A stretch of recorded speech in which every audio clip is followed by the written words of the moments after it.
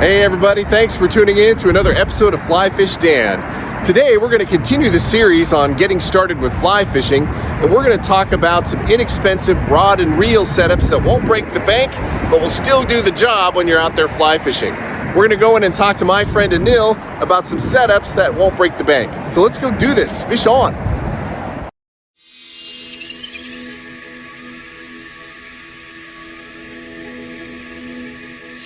Before we go into the Puget Sound Fly Company, I'm hoping that you'll do me a solid. What I need you to do is to hit the thumbs up button for me, consider making a comment, and if you haven't subscribed, consider subscribing. This channel is full of positive energy, great fly fishing content, a lot of how-tos, and just me really sharing my passion for the sport. Why is it important to interact with me on YouTube?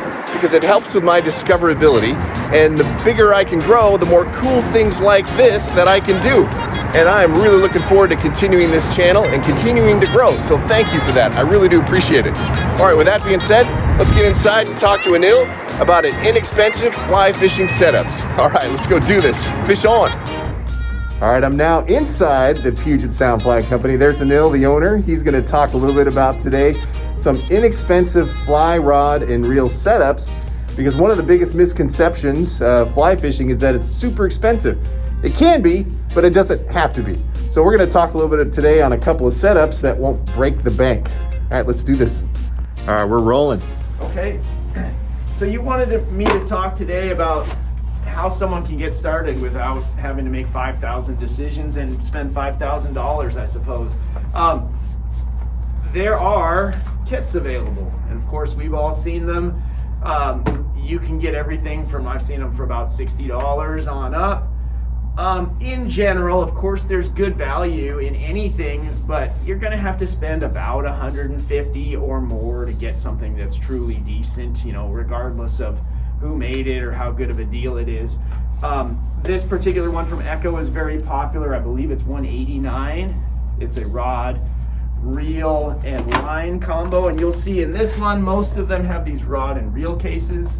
This one happens to be clear, so that in case you forget you have a reel or something, that's see it's in there. So it's completely set up. There's line on it, backing on it, the whole 9 yards? They literally even put the leader on there for you. Wow. So theoretically, you tie a fly on. Occasionally, you know, you'll see one of these with a couple of flies in there too, and usually they're mediocre at best fly-wise. But yeah, this one's $199. I believe this is $189. I'm within $10 on either of these. But very good. Typically what you get is a very solid rod, a solid reel, a solid line, and a mediocre reel, to be perfectly honest. Mm-hmm. And that's how you should do it. I mean, the rod and line are by far the most important.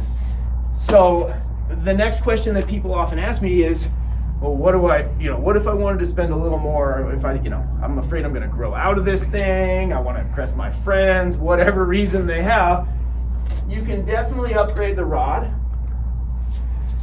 And then, like I said, I think your best bang for your buck is probably to upgrade the line. You know, maybe even before you think about this.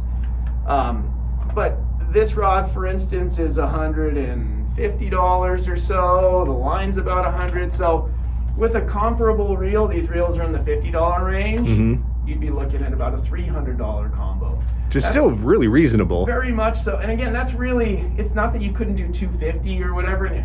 But I don't know that you're getting much, you know, once you've spent $200, do I want something better? You probably have to spend about $300 to upgrade it significantly. And it would be a significant upgrade.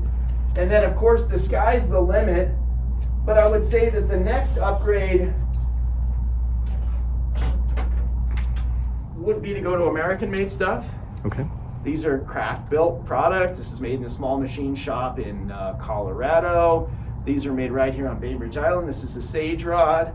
And you're spending about, with this combo here, you're looking at about between $500 and $600, and that's out the door as well, rod, reel, line. Okay. But you get an American-made rod. Last time I toured the Sage factory, again, right on Bainbridge Island, there were 17 different American workers that touched this rod before it left the factory.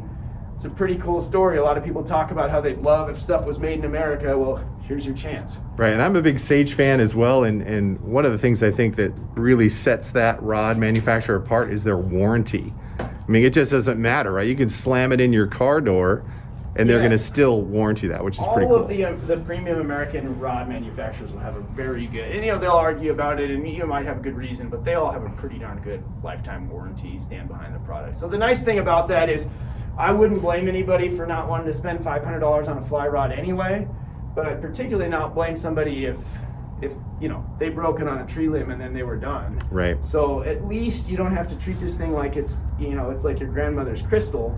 It's replaceable, and it's even reasonably priced. There's a small warranty fee typically, but you're not crying when you break your rod. It's something you can replace. Right. Tell me a little bit more about the reel that you were showing there. Who makes that again? Sure. So you get very basic cast powder coated reels, and if you've done any fly fishing, you know that particularly in a trout outfit, it's not the most important part of the component. But if you want something that's going to last a little longer, for sure, a lot longer, this is a fully machined reel from Ross in Colorado. So they take a billet of aircraft grade aluminum, and if you look at them closely, there's no connections or joints. I mean, they literally just cut what isn't real out of the aluminum. What isn't real out of the aluminum, these are two different pieces, and then they anodize them, and obviously you can purchase spare spools. This one's about $300. To get an American-made reel, they start at about $250, as you can imagine. They do have lifetime warranties, and they do last a lot longer than a powder-coated reel. Good, great. Well, that is a great bunch of information, and it really does show that you don't need to spend a ton of money to get into fly fishing, especially if you're brand new to the sport. For sure. These beginner combos, and again, you can upgrade as you go. Start with this one if you feel like it's holding you back a little. Again, the first thing I would do is get a better fly line. Maybe you want to get a better line and reel when you're ready. Again, the rod in this is very good. We sell them separately. They're $100. It's a very good casting rod. Okay, so just talking about the price once again. So we're starting at the Echo. That setup starts at $189, $199. And those are kind of at the same level, right? Very similar, sort of a Chevy Ford thing. Let's be honest here. And then it goes up to the $300 version that you showed us? Yeah, you could do a combo, again, with a nicer Echo or Redington, and then a nicer line, and you'd be up to about $300. And then if you could obviously piecemeal, but if you wanted to get what I would consider to be a fairly premium outfit, you're looking at between $500 and $600. Okay, great. Yeah, and I think a lot of times the misconception is that these setups are well over $1,000, right? And they don't have to be that way. The beauty here is you have sort of trickle down technology. This is better than what would have been a top of the line rod probably 20 years ago, or it's at least equivalent. And what it is it's older graphite technology that at one time was top of the line. It's a little bit less expensive components.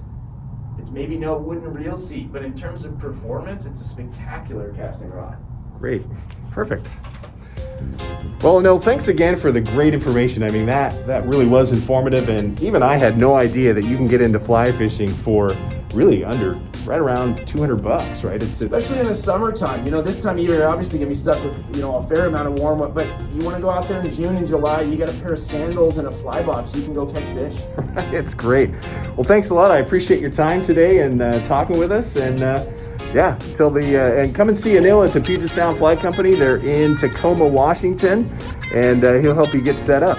All right, everybody. Well, thanks for tuning in, and fish on.